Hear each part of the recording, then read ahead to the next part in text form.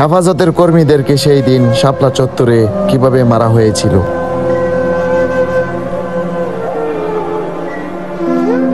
দুপুর থেকে ঢাকা বিভিন্ন পয়েন্টের অবস্থানকারী হেফাজত কর্মীরা মতিঝিলের দিকে আসতে থাকে।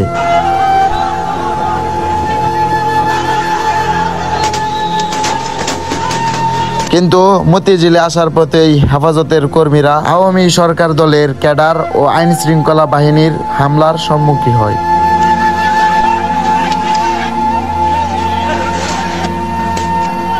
আর সবচেয়ে ভয়াবহ হামলার সম্মুখীন হয় মতিঝিলের প্রবেশমুখ পল্টন এলাকায়। আর এখানে পুলিশ, ল্যাব ও আওয়ামী সন্ত্রাসীদের হামলায় দিশেহারা হয়ে যায় হেফাজত কর্মীরা।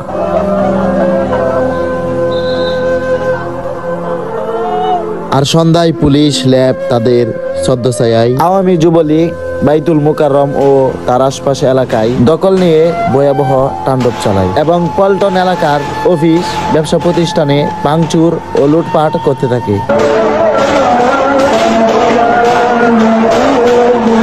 আর এই সময় জুয়েলার্স দোকানে লুটপাট, জায়নামাজ, আতর, তসবির দোকানে আগুন লাগিয়ে দেয় এবং পুড়ে যায় শত শত কুরআন মাজিদ। পুলিশ ও আওয়ামী সন্ত্রাসীদের হামলায় সমাবেশে আসার পথেই হেফাজতের 20 কর্মী নিহত হয়।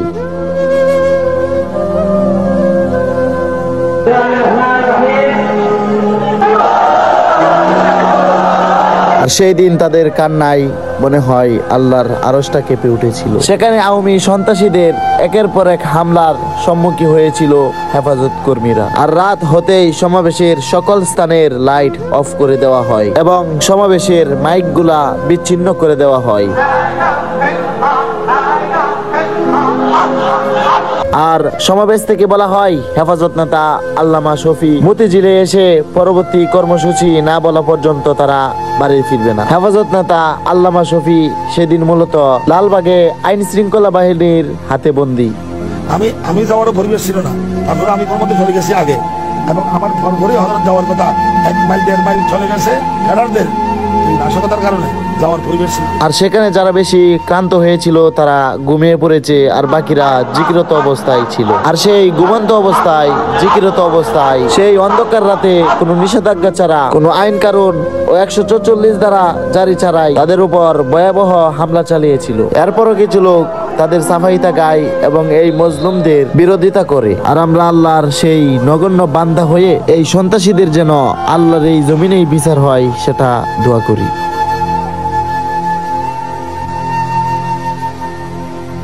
আর আজকের ভিডিওটা এ পর্যন্তই। ভিডিওটা যদি একটু হলেও ভালো লেগে থাকে ভিডিওতে লাইক দিয়ে চ্যানেলটিকে অবশ্যই সাবস্ক্রাইব করে দিবেন।